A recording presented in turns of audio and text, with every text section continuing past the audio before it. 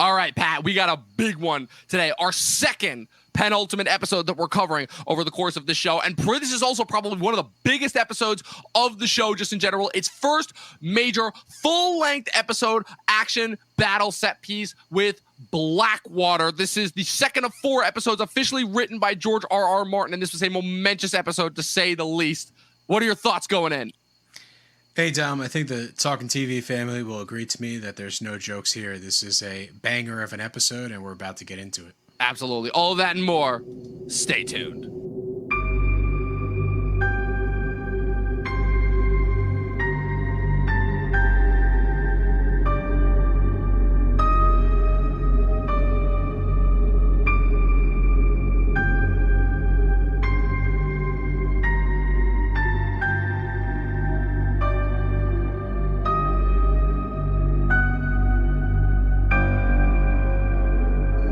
Chills just from that intro. Welcome back, people. Episode 19, Season 2, Episode 9, our second penultimate episode. We are talking about none other than the Battle of Blackwater today. Now, you guys might ask, how are they going to cover it? They don't have like infinite 18 different storylines to cover. So we're going to cover this episode a little bit differently today. We're going to start it off. We're going to talk about kind of like the overall impact of this episode that we had going forward. A lot of stuff going into this episode. Obviously, this is a big action set piece that we have to talk about. And then the second half of the episode, we're just going to break down again all the major beats that happen throughout it. So this is an episode that was directed by director Neil Marshall, who was kind of their action go-to guy for the first 2 major battle action piece episodes.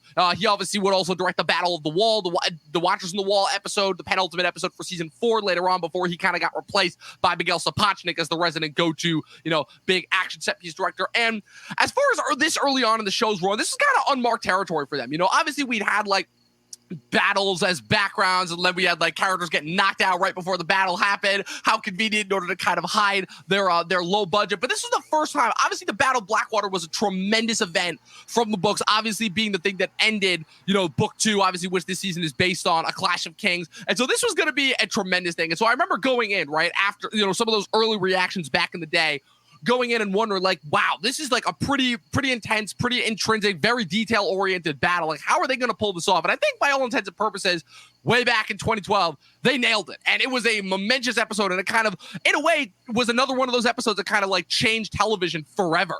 So Pat, what were your thoughts going in? Like, what do you remember about this episode from watching it back in the day? Absolutely nothing. No. So pretty much par for the course, I feel like. Yeah, I'm just being contrarian here, but no. This episode was basically, it's everything comes together. You're wondering where the big battle sequences are in the first, 2 seasons up to this point. And here it is. Like everything that you've sort of criticized the show for, you get to see happen and play out the way that you want to. So this is highly focused, all takes place in King's Landing, and it is definitely like probably the best episode of the early seasons. Yeah, absolutely. Like, there's a reason why, even though this would easily be one-upped just from a technical scale by later on episodes like The Watchers on the Wall, like Hard Home, like Battle of the Bastards, like The Spoils of War, and then obviously the 2 major action set piece episodes that we got in the last season. Like, there's a reason why this episode, it still rings itself up as like one of the best throughout the entire canon of the show. Just again, from a craft standpoint, from a storytelling standpoint, from a character standpoint, this episode is able to accomplish just so much and more. I think kind of first and foremost, the thing that I appreciate the most about this episode is for the fact that this is the first episode of the entire show right from the first episode, right? Because even the first episode takes place across, with 2 different storylines. You have the Winterfell storyline, and then you have the Pento storyline. But this is the first episode of the show that takes place entirely in one location, which the show had not done up until this point. And the fact that you're still checking in with like all of these different characters, all of these different settings, there's so much going on to building up to just this one battle. It kind of it pulls again a lot of the best from like kind of the old school Hollywood way of filmmaking as far as battles go. Obviously, there's a lot of influences from Peter Jackson's Lord of the Rings movies. Those movies have been credited for pretty much all of the major battle sequences with the exception of a few. But this one, it's like you can tell, like Long Night has been compared to Helm's Deep, I think kind of unfavorably, because I think the I think a big reason why the Long Night doesn't work is because it does a lot of things that Helm's Deep doesn't do. But I think this is a much better comparison to Helm's Deep, just as far as like the setup, how it's executed from minute 1 to minute 0, from minute 1 to minute 54, however long this episode lasts. Like, it's really, really impressive, from just all around standpoint. So, you want to get into this? Yeah, let's do it. Totally. Hey, listen, it's everyone's embedded in King's Landing. You got Tyrion trying to save the day. Everybody's sort of relying on him. And yet it's a tall order. Like, Stannis is coming, and he's probably going to win the day at the beginning of this episode. Absolutely. I'm almost waiting for like Bruce Banner to drop into the scene and wake up and be, it's funny because there was even a one name drop in the episode where I'm like, wait, did they just fuck up and say Thanos instead of Stannis? But like, I rewinded and I'm like, oh, okay, all right. So they didn't do it. But like, I was almost waiting for Bruce Banner to like crash out and be like, Stannis is coming, or like the one runner to come in and be like, Stannis is coming. But like, they never had that. So I was like, all right, good. So opening scene. So you open up. The ships are arriving in the Blackwater Bay. You have Davos talking to his son, Mathos. They're actually having like a really interesting conversation here where a couple things that I wanted to point out before we, got into the character moments is I love how, just again, with the cinematography, just with the adherence, it's one of the stuff that, again, like early Game of Thrones was really, really fucking good at, which is just, again, taking all the little, like, action set, like, all the extras, all of the different, like, set pieces, and just kind of cluing you in, like, just, again, like, just into the residual humanity of them, where so much of the time, right, and again, this is another piece that I feel like they pulled from Helm's Deep, where the soldiers, they look miserable. They look scared. They look exhausted. Who knows how long they've been stuck on these goddamn ships. You see the one soldier just vomiting into the pot. It's like, it really is, I feel like, reminiscent of like what soldiers would have had to go through back in the day when they were prepping for these battles. They didn't know how long it was going to take there. Obviously, not every person was as well informed as the other. They kind of had to rely on word of mouth. There wasn't just that instant text chain. It's like, it's really, really well done, I think. Yeah, I agree with you, Dom. Like, I know I'm skipping ahead, but after the explosions go off, there's a moment where a random soldier speaks to Stannis and says, hey, if we land and we attack the beach, hundreds will die. And Stannis just nonchalantly says, no, it's thousands. Yeah. It's like many more are going to die, and we're still going to do this because we still have the advantage. And I think that sort of very realistic, like, war is a matter of like, hey, all our men might die, but at least we'll take the city.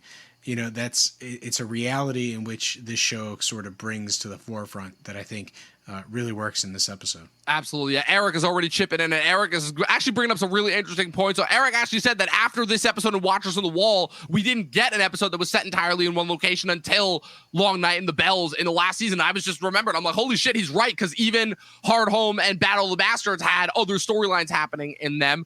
And he also says, I don't think Thanos was quite in the pop culture zeitgeist. Hey, he was at the end of the first Avengers, which was around the same time that this episode aired. So, hey, I don't think I'm too far off there, Eric. But then we obviously zoom in on Davos and Mathos. They're just having some like pre-battle discussions. Right there, they're discussing their past. Like Mathos is saying, it's like, hey, you're home in King's Landing, because that's where Davos used to say. And he said, never thought I'd be leading a fleet into the battle.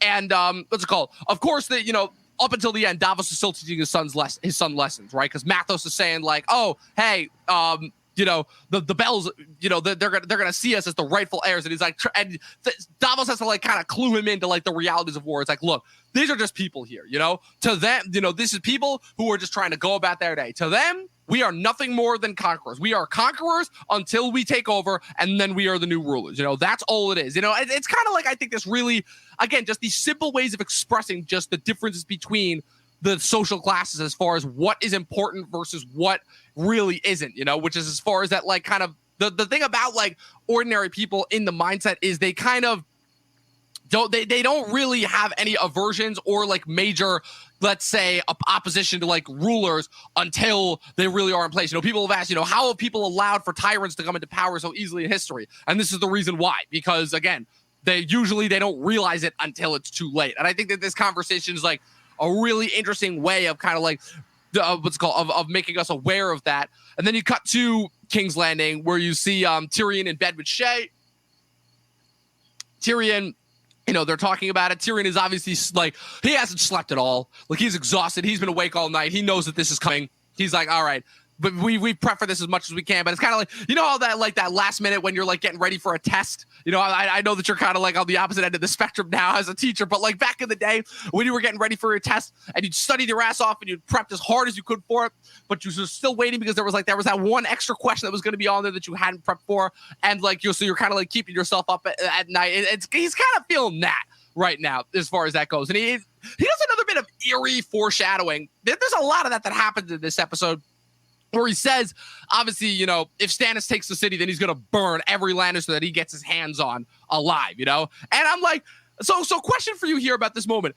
Eerie foreshadowing concerning, building up to the bells, especially considering that even though it's not Stannis, that is kind of exactly what ends up happening to King's Landing in the end.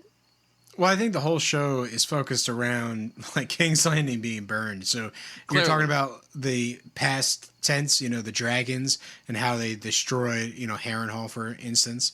It's one of those things where like burning down a city is part of this world, and therefore having Stannis do it, or later on, where it's going to be the dragons come back and they actually do it in that Bells episode.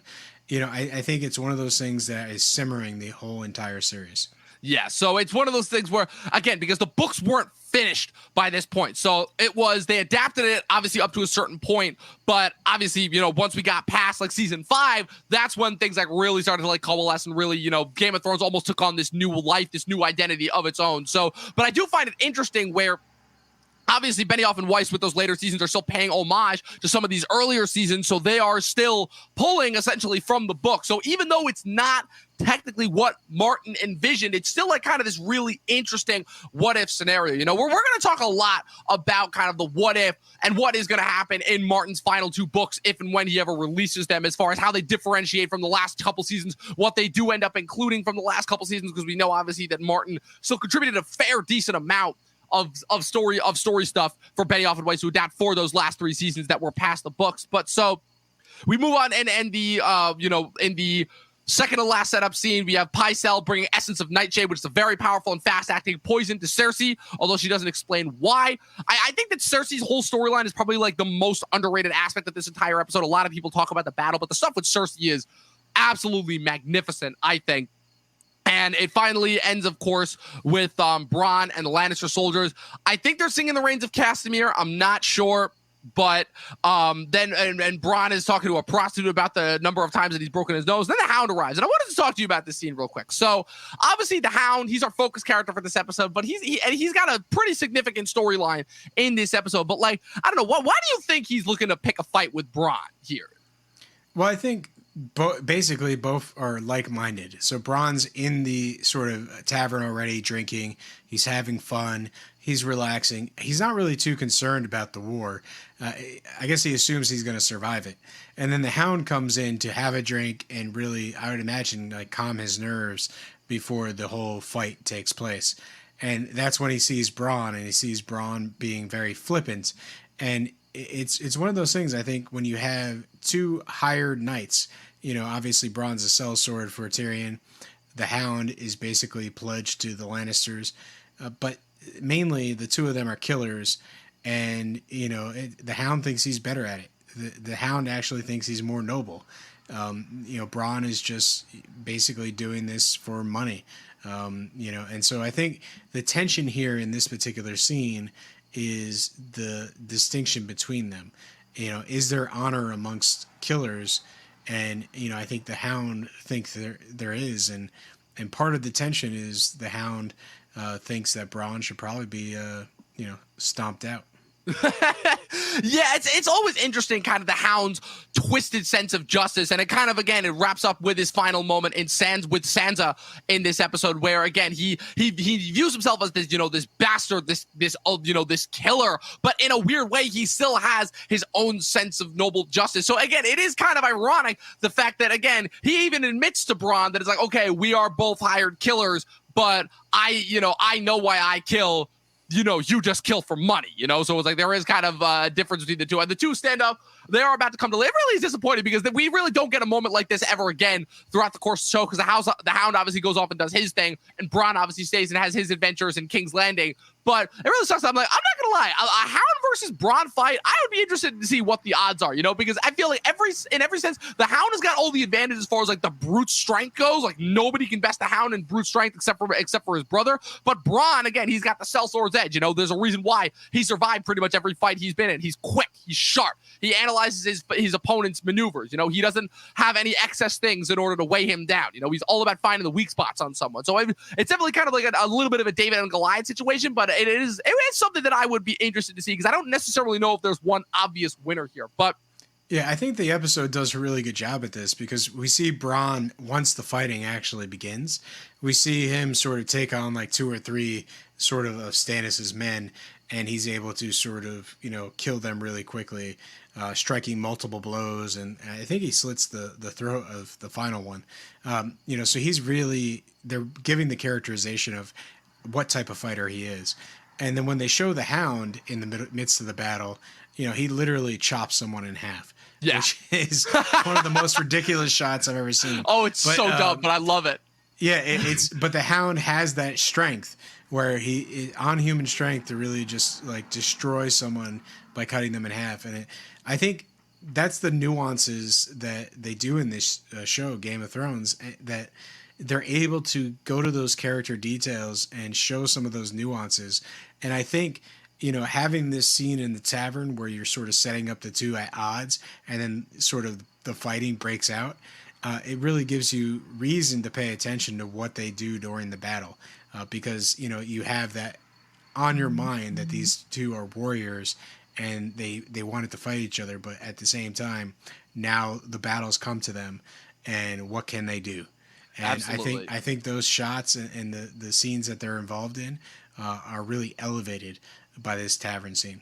Yeah, absolutely. It's so well done. Again, like I can't overstate this enough, which is that even though this is a primarily action set piece based episode, the storytelling within all of the characters that we're following throughout this episode is some of the best that the show has to offer. Just again, from a subliminal standpoint, how we get really into the heads and really understand all of these characters throughout the course of this season that we've come to know over the last 2 seasons in ways that like we really didn't before. So we have one more scene before we head into the battle, obviously, where but Tyrion is getting armored up by Podrick Payne, and he's having one last conversation with Varys. And Varys, again, it's a little bit of subtle hinting as far as like what Varys is going to really clue Tyrion into next season, which is that Varys tells Tyrion kind of, why he is so opposed to having Stannis of all the kings on the throne, due to, what's it called? Due to the fact that Stannis now worships the Red God, and the idea of someone burning people mercilessly, against their will, and also somebody that worships sorcery. He absolutely abhors it. It's kind of cluing him into, his own hatred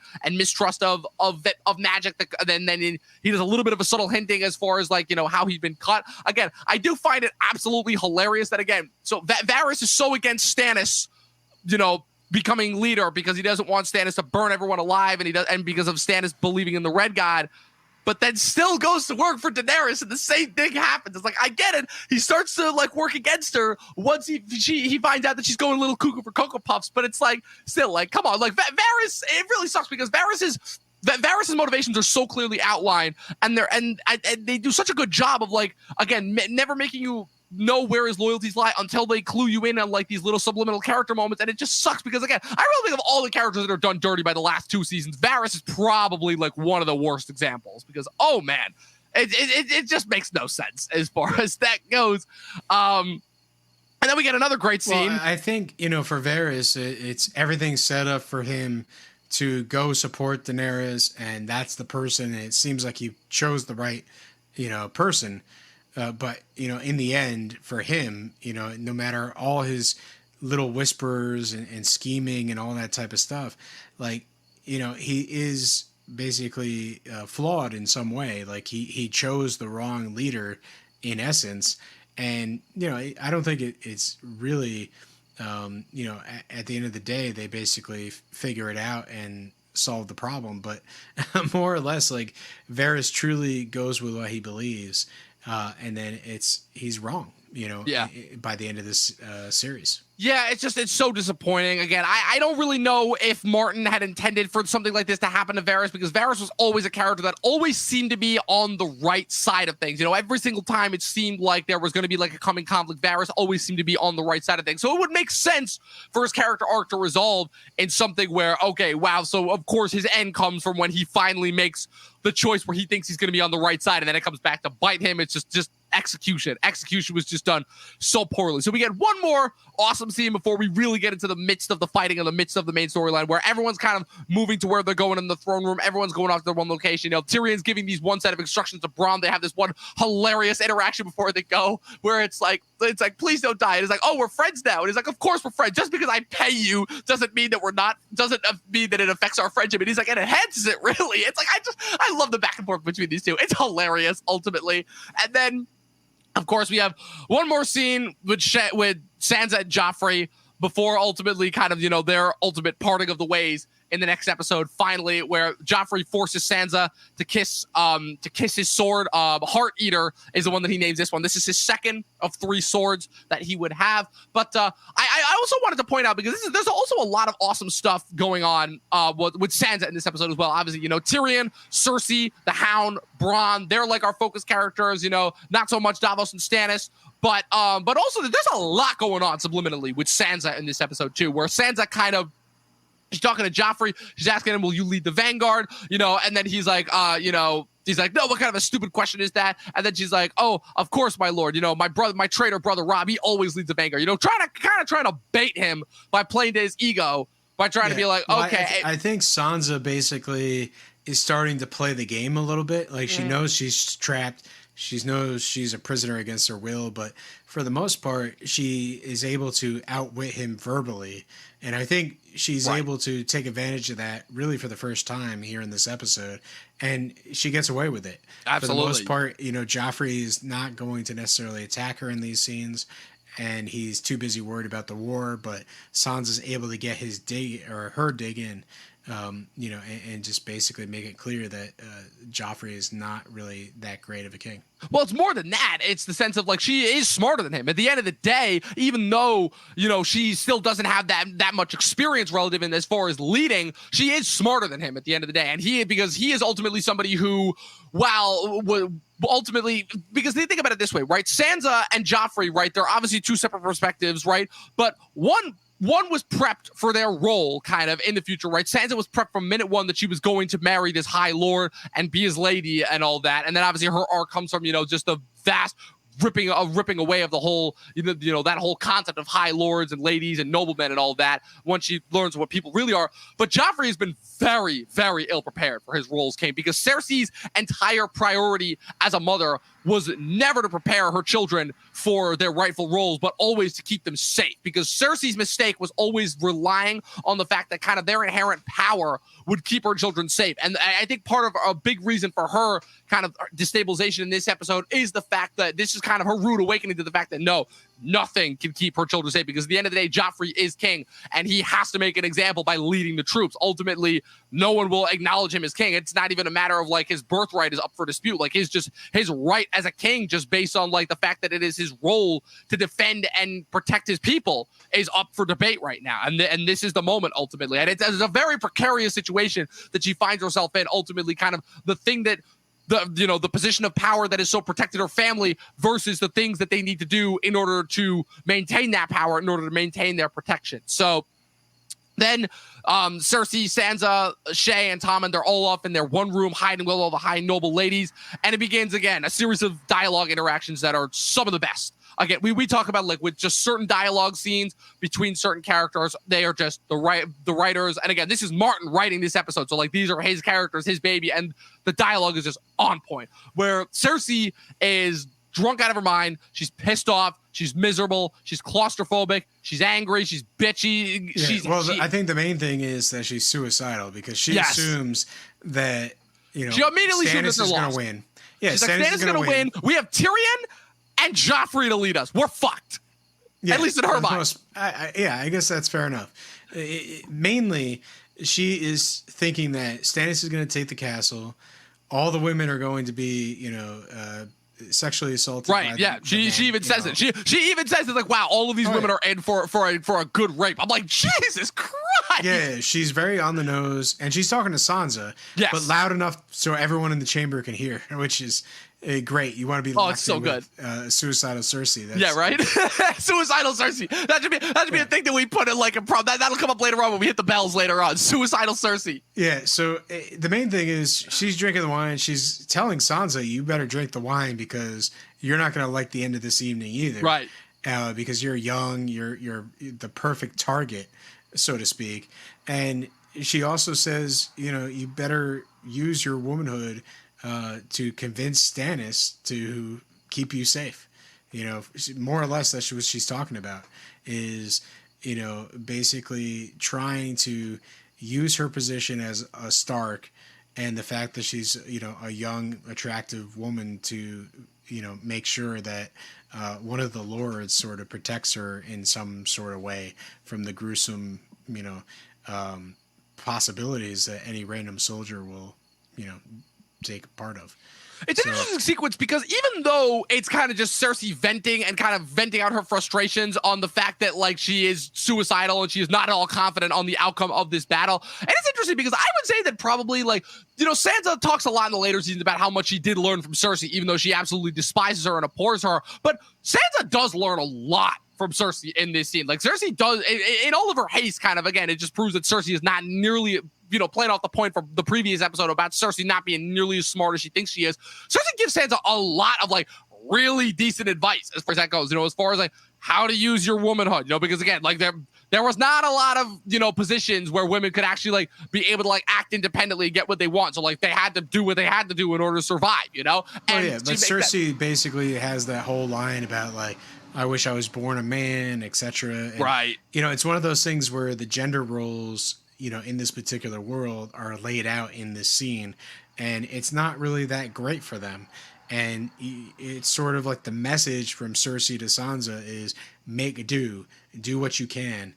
And, unfortunately, that's like the hard reality of this sort of world in which they're in. Yeah, absolutely. And again, the last bit before we move on to the actual battle, which is where they see that Ilyn Payne, obviously, famously Ned Stark's executioner, is standing guard there. And Sansa asks why he's there. Cersei says, to protect us, And she's like, and then obviously, when one of the Kingsguard members comes in later on and says that they've caught some thieves, somebody trying to like steal some stuff. She's like, our first traitors of the night, go on and hang them and use them as an example. Then she says to Sansa, it's like, what's it called? If you let even the slightest of of atrocities go, then it'll come back to bite you later on. So it's like, so best to start learning. And she's like, and she's kind of asked, how are they traitors? It's very, very interesting stuff. It's amazingly well written. But so now we get into, again, like this is one of the most, again, just across the history of battles in media, this is probably one of the most ingenious maneuvers ever, where you talk about setup and payoff, all the little seeds that have been building with Tyrion, and again, from the minute he arrived in King's Landing at the beginning of this season up until now,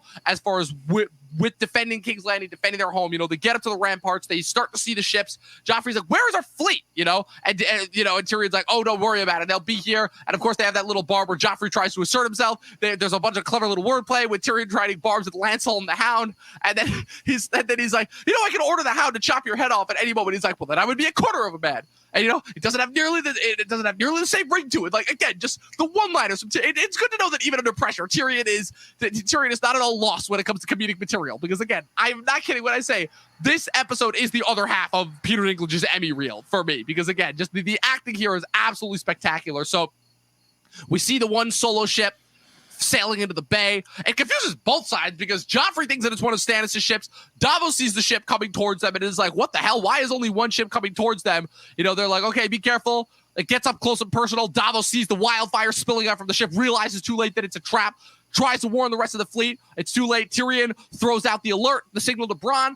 Bronn ups, yeets the arrow up. Again, perfect aim on Bronn's part. Like, perfect aim. Like, again, not to be undone, like, it's almost kind of embarrassing how in the next season when we're introduced to Edmure Tully and he tries to fucking do the thing where he's shooting the arrow to his father's, funeral pyre, and he misses like 3 times before his uncle has to do it. It's like, man, talk about a high bar to overcome, because fucking Bronn nails that shit with one go, lights the entire fleet aflame, blows up the whole ship, kills Davos' son Mathos. Davos is knocked off the ship, at least for the time being, until it's revealed next season. We don't know if he's still alive, if he survived this at all. It's a visual spectacle, to say the least, and probably like the biggest use of their limited visual effects budget that they had at the time up to date, because oh man, it is impressive, to say the least. I would say that the effects here are magnificent. It's just all these ships going aflame, people dying, like it really gives you that sense that you're there on the battlefield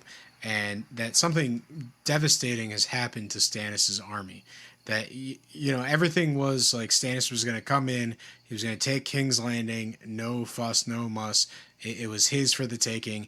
And now you have the wildfire go off and it's all game. For the rest of the episode, it's like game on. Who's actually going to win? Because Tyrion and King's Landing and the Lannisters, had this great maneuver, but Stannis' immediate response is, "Oh hey, that's all they had." Yeah, the imp has played his trick. Let's land.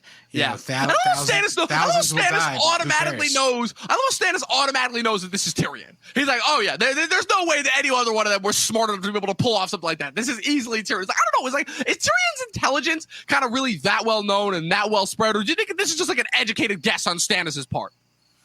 I would have to imagine that you have a network of spies for Varys, that the networks of spies exist for everybody, and for the most part, I would say Stannis would be able to know that Tyrion is really in charge.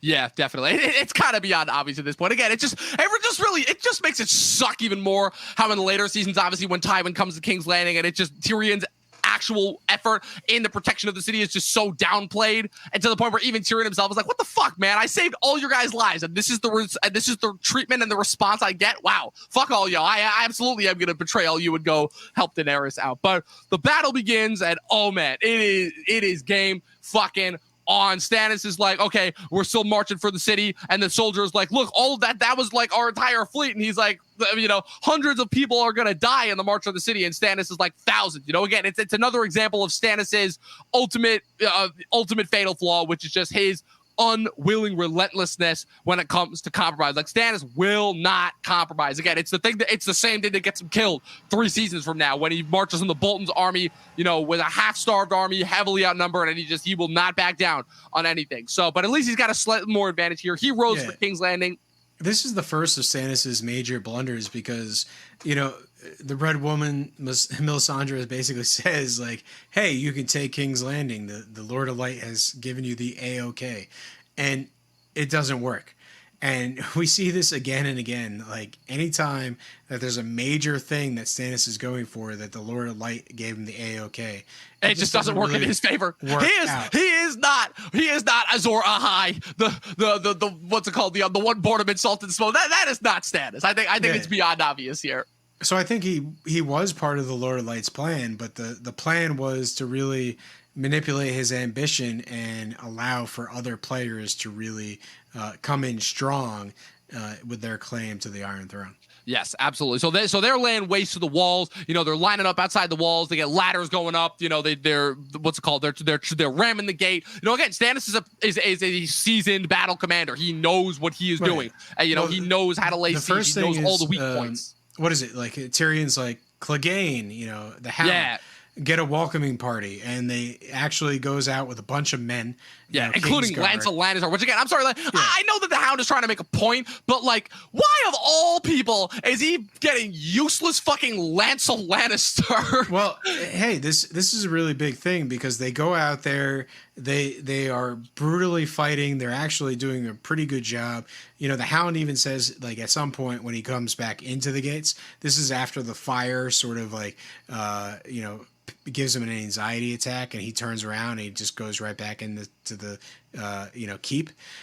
Basically, the Hound, is what is it? He's a ferocious warrior that is leading the way, and it's, even though it's devastating, he basically just gives freaks up. out. He gives up. He straight up has a panic attack. Yeah, he has a panic attack. Yeah. Before we get into more of that, I just had a couple things. So obviously, of course, Lancel proves immediately be useless. He gets in like one good look and then gets shot in the chest with an arrow and he immediately retreats. It's like, okay, yeah, so this character is definitely going to go far. This is where the seed is planted for Lancel in the later seasons when he finds the faith, right? Yes. Because he gets injured in this battle. He gets basically talked down to by Cersei. And this whole experience, for him is a negative one. And it's basically just like destroys his viewpoint of the Lannister family. Yeah, absolutely. And again, I wanted to give out 2 one-liners that the Hound gives off. Again, like I think this is the beginning of like the Hound getting off some incredible one-liners. The Hound was not a character that was known for some of his amazing one-liners, but I think this was the episode where the writers were like, okay, every chance we get, we're gonna throw the Hound a one-liner or two. Where he first, before he goes outside, he turns to the leader of the archers and he's like, if any of those flaming fucking arrows come near me, I'll strangle you with your own guts or something like that. And then when they get outside again, this is again just a one-liner for the ages. And pardon my French because it is so fucking good. There's no way I can mince words here. Where as they walk outside, his exact words are, if any man dies with a clean sword, I'll rape his fucking corpse. And I'm just like, wow. Like, goddamn. That's a crazy motivational speech, I guess. To say the least. It's that's possibly the reality of war. It's possibly that you're marching into a certain death, and so you're I don't know, you're just sort of throwing that out there. You're like basically saying like, if you don't go out there and give it your all and kill some of these men, I'll kill you myself. Which is ironic considering the fact that that's exactly what the Hound does, because the Hound is out there, he gets a few good licks in, like you said, he literally chops a guy in half. Fucking he sees how the Bronn slicing and dicing, Bronn shoots an arrow and actually saves him for a quick second, and then he freezes. He freezes when he sees the fire, and he immediately retreats inside.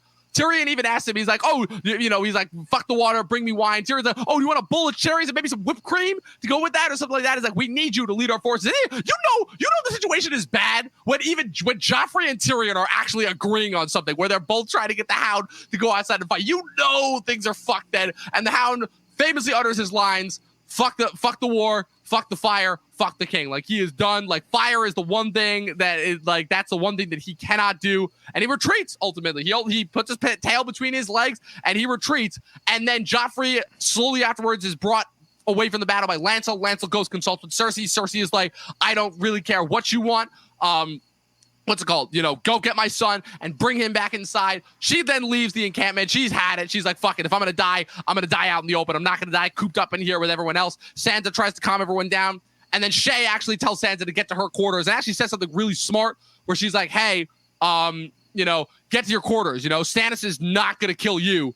Referring to Ilyn Payne. Ilyn Payne will, because at the very least, I don't know if Shay's related to the fact that like Sansa can like use her womanly nature to like work on Stannis, or maybe the fact that like because she is a Stark in King's Landing and Stannis again, we don't really know, but if Stannis really has any affection for the Starks, but obviously, Ned Stark was a supporter of his claim, so maybe he will give Sansa some mercy. Either way, Shay knows that from Sansa's perspective, she will be better off with in her room than with Stannis's forces. And the whole thing that happens afterwards is something really interesting where you have Sansa going into her room and you have kind of the last time that her and the Hound will see each other for a bit, where the Hound and Sansa, again, it's kind of the payoff to that scene that they had a couple episodes ago where the Hound saved her from all the would-be rapist. And then when he confronted her about, men loving killing and all that, and they have this like kind of, this final, encounter where he's in her room and she volunteers to bring her home. He says he's leaving the city. He's going to go somewhere, anywhere without the fire. And he volunteers to bring her home.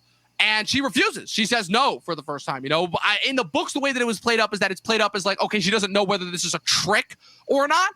But in this instance, I don't know. What do you think his motivations are for in this instance? I think in this sequence, Sansa, first of all, when Cersei decides to leave and everyone's freaking out, Sansa's basically, let's sing a hymn. Like after Cersei. I mean, I guess like as far as like Westerosi, like, soothing techniques, it's probably like one of the only ones. Yeah, but after Cersei poisons the pool and says you're all gonna have bastard children in the next 6 months, pretty loudly too. Signs. Like it's like a him might not do it. I don't know. Maybe not. You tell me. It's maybe everyone's trying to just like calm down, escape, hope for the best. Sansa is showing some leadership here by leading that hymn and saying, no, Joffrey is fighting. Joffrey is doing a great job. It's clear that she's lying to them, but Sansa is showing some sort of leadership. And, Shay ushers her away, go to the room. And before she realizes the Hound is there, she looks toward the doll that Ned Stark gave her in the first season and sort of, comes to this realization of like, this was like, this doll was the last potential chance I had of having a childhood, and I sort of rejected it. And it's a sentimental thing for her, and she seems to be like packing it, ready to go. And then the Hound does that offer of like, hey, I'm going north, you want to come with me? And I think it's what Shay said, that Stannis, because Stannis is an ally of Ned, I think that's what makes her stay. She's like, oh, Stannis won't hurt me. Stannis will actually be sort of a protector. And, I think, maybe in the book it's a little more clear that it might be like a sort of a trick. But I think more or less, like, you can see it on Sansa's face that she doesn't really trust the Hound. Yeah. And she's going to put her trust in Stannis solely because of the fact that he is the rightful king. Right, at least for now, ultimately, before he later goes on and dies. But so this is the last that we see of the Hound, at least for the time being, but he leaves her with one interesting message, but that kind of, I feel like, ties together everything that he's been trying to, let her in on throughout the season, which is that all men are killers, at the end of the day. Just remember that. If you take nothing else away from that, remember that. And then, of course, we go back to, again, probably one of Tyrion's most badass moments. Like I said, this is the back half of his Emmy reel where Joffrey leaves. The soldiers are slowly losing faith. They're slowly wondering what to do. And Tyrion, of course, rallies it together with one of the best speeches ever in history, where he's like, they say that I'm half a man. Well, then what does that make all of you? I'm like straight up like they're William Wallace, what's his name? Aragorn from Lord of the Rings, and Tyrion Lannister. You're missing the part where he gets the courage, right? Because he's like, I'll lead the charge. He's right, like he gotta have to muster himself up a bit. Yeah, you're right. Like he's very like this week. I'll lead the charge. And then he's like, I'll lead the charge. It's like you gotta have to build himself up. And then of course when the men are like, we can't go through the gate. Like there's guys right there, and he's like, I know another way, because right before Varys showed him a map of all the tunnels leading underneath the city, he's like, don't worry, I know a way. Worth. Yeah, hey, whatever works, right? And then afterwards he's like, don't fight for riches, don't fight for glory, don't fight for any of that, because you won't get any of it. Fight because it's your home. It's your home. This is your city that Stannis is trying to take. Those are brave men knocking at our door. Let's go kill them. It's short, sweet, to the point, and it's one of the best speeches in the history of battle cinema. They go underneath the tunnels. They come out and they ambush Stannis' forces. Stannis has managed to climb up under the wall. Stannis is getting into quite a few licks to himself. There's this one really cool shot where Stannis literally cuts off the top of a guy's head and a couple of blood. That was, I hate to bring up other intellectual property, but that was some real Hannibal Lecter type. Oh, absolutely. It was so awesome. It was so awesome. So Tyrion actually, again, does a pretty cool thing where he chops off one guy's leg. There's a lot of just like limbs being chopped off and like spurts of blood getting out. Like the special effects team really had a lot of fun with this episode where, the blood spurts out, that he chops the guy off. They managed to take out the soldiers that are trying to ram the gate. They seem to be doing pretty well at first. And then, everyone's cheering him on. And then he turns around and the fuck says it all as they see like fucking like 300 more men just charging at them. They try to hold them off. Everything seems lost. Tyrion is still fighting his heart out. He's saved by Kingsguard member Sir Mandon Moore, and all of a sudden Sir Mandon Moore raises up his sword and slices at Tyrion's face down. Giant scar right down Tyrion's face. How he managed to miss that, I don't know. I'm assuming that this guy is either like a really bad swordsman or the fact that like he's not used to trying to cut at someone this short. But either way, like this Kingsguard member tries to kill him. Sir Man did more. In the books, the damage is a lot worse. It's like they almost made it like half his face was like carved off, but it's like I guess they like logistics wise they couldn't really do it. So I guess that they do a little bit of a scar that's a little bit of an homage to the late great Michael K. Williams, his scar on Omar from The Wire, rest in peace. But Tyrion is later saved by his loyal squire, Podrick Payne. Podrick's first major moment that shows that he's a character to be worth following throughout the rest of the show, when he kills Sir Mandon by stabbing him in the back of the head with a spear. And then he cuddles Tyrion, kind of protects him. Cersei and Tommen are in the king's room, are in the throne room. Cersei is telling Tommen this story in order to try and like console him, coach him, make sure that it's like she's about to kill her kid. She's like, fuck it, like, I am not letting us. She's about to kill the kid and herself. This is the ultimate suicide pact that Tommen really, he is sort Early of Tommen like, before he becomes extra useless. Useless to extra useless. He dodged a bullet, because in the scene where Cersei is basically being real with Sansa and all the women there, Tomlin can be seen in the background just passed out. He's like asleep during this rampage. And then it's like he was good. He doesn't know that his mom's literally about to kill him. Yeah. So he's just totally unaware, and obviously how this ends is. She's ready to commit suicide. Tyrion is, laying in Podrick's arms, like, can't really do anything. He's about to pass out, so we can do a nice little jump cut to later on, just like in the first season. And and then basically a force comes in. You want to talk about the first of many Deus Ex Machinas, but here it works because again, like it's a good fulfillment of the last episode where Tywin left from Harrenhal. He made it clear that you weren't sure whether he was going out to fight Robb's forces or whether he was going to back up King's Landing. And it looks like he made the smarter call, because he ultimately not only his forces, not only did he make the smart call, but he also made the smart call in taking Littlefinger's advice, because he rides up with the Tyrells backing them up. Obviously it's made a big thing. Obviously that Loras Tyrell is leading the Tyrell forces and is wearing Renly's armor, so everyone assumes that it's the ghost of Renly that's come to back up Tywin Lannister, in order to help rally the men to fight off Stannis. It's really interesting. They don't really harp on that in this episode, but this force comes out of nowhere. They manage to fight off the rest of the Baratheon forces. Stannis is forced to retreat. Not the first time that he's going to be forced to do that. And I love how he is so intent on continuing to fight that like his men literally have to drag him away. They're like, this battle is lost ultimately. And the ending shot, again, just a badass shot at the end where Tywin walks into the throne room. Right as Cersei is about to feed Tommen the poison, Loras comes in first, pulls off the hood. Cersei's kind of confused at first. She's like, what's going on? And then Tywin marches in. She drops the poison. And he's like, the battle is over. We have won. And and I will say that it's an interesting character thing for Cersei is that she pours the poison out, breaks the bottle, almost like she's embarrassed that she was about to do that. That she didn't have faith in her father, or like she was taking a coward's way out. It's not something that Tywin probably would have approved of, and she tries to hide it. I don't think they will bring this up in any way in future episodes, but it's a very interesting character moment that's placed there where it's like, oh, I'm kind of embarrassed to be caught with this poison.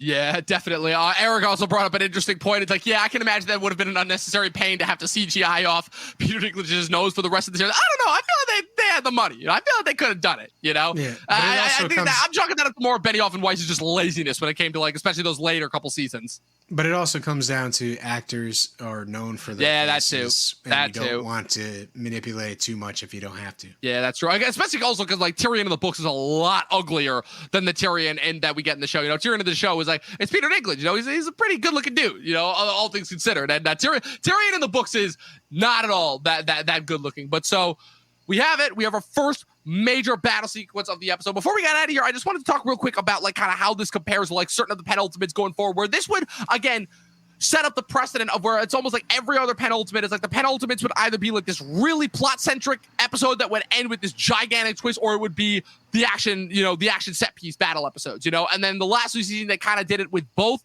where so it's for the first 6 seasons it was all of the it's the odd episodes. So it's you had Baelor, which was major story functions until Ned Stark's death. Then you have this episode, which is a battle. Then you have Reigns of Castamere, which is major story functions that lead up to the Red Wedding. And then the 4th season is the Battle of the Wall. And then the 5th season where things start to change it up, because the 5th season, the primary penultimate episode, the big moment is the Dragon Pit episode. That's when it ends. So it's a little bit of both, where there is a lot of plot that goes on, but it ends with the Dragon Pit episode. And then the season 6 is, you get 2 battles actually, because you get obviously the Battle of the Bastards, but then you also get, the battle in Meereen as well, which again is a little bit, I definitely think that's another one where it's like, okay, yeah, we gotta rush ahead with this for time's sake. So as far as how this goes to the previous penultimate episode, Pat, so we've got 2 penultimate episodes now in the bag now. So if you had to pick between this and Baylor, which one would you go with? Hey, this one, Blackwater, is so far the best episode of the series, from obviously season 2, episode 9 and before. I think everything that you want from developing the web of characters and building up to sort of a climactic moment, this really pays off for, obviously the past 18 episodes worth of content. Yeah, and, absolutely. It really changes the dynamic for what's, to come ahead, which is even better. Yeah, absolutely. So would you say that so far of the 19 episodes that we've seen so far, that this is your favorite? Yeah, I would say that I really enjoy Blackwater, and hey, it's there's just so many good scenes where it's the Braun Hound scene, and their back and forth banter. Cersei and Sansa in that chamber. There's a lot of good there. Tyrion and Joffrey and Lancel all and the Hound on the battlefield, like all this sort of good dialogue, great scenes. It's the battle stuff is cool. It's great to see actually some fighting for the first time. But the fact is, it's paired with a lot of good writing. Yeah, absolutely. Again, it shows writing is key first and foremost. You want to have a good story, have some damn good characters, have them in some really high stakes, and get some good writers at the end of the day, because that is ultimately what makes great drama. It's what makes great television. So again, that's our second penultimate in the books, people. That was the Battle of Blackwater. More of a commentary than an episode recap, but I definitely think that it is one of the best episodes easily that the show has to offer. Only, surprisingly enough, with all the merciless amounts of death counts, we really only had 2 major character deaths. Obviously, the Kingsguard member Sir Mandon Moore that Podrick killed, and then Davos' son Mathos Seaworth that died at the beginning of the episode. And that is it, people. That was our penultimate episode. We've got 1 episode left of season 2 before we get into season 3. So let us know your thoughts on the Battle of Blackwater down below. Be sure to click the like button, click the subscribe button. Be sure to keep coming back to the channel for more content. Professor Pat, where can the good people find you? Hey, you can listen to me on the Talkin TV sort of podcast and the YouTube channel. And, also, hey, I'll post something on Instagram, I swear, at Patrick W. Huber at some point in time. At some point. You can, of course, find me on Facebook and Instagram at Movie Nerd Reviews, but more importantly, follow the podcast channel at Talkin TV Podcast on Facebook and Instagram, where I post every single day, twice a day. Content-wise, again, Chris and I have our Malignant and Card Counter review going up tomorrow for the podcast this week. For Halloween, first-time watch, we've got Halloween, the Curse of Michael Myers, and I might have a variety show up this week. I might not, with me and AJ talking about a lot of stuff that happened in the world of movies. But until next time, people, we'll see you guys next week for the season 2 finale as the Battle of the Thrones continues. 12 seasons in a short film, and watch more fucking movies. See you guys next time. Make more wildfire, man. Indeed. Make more wildfire.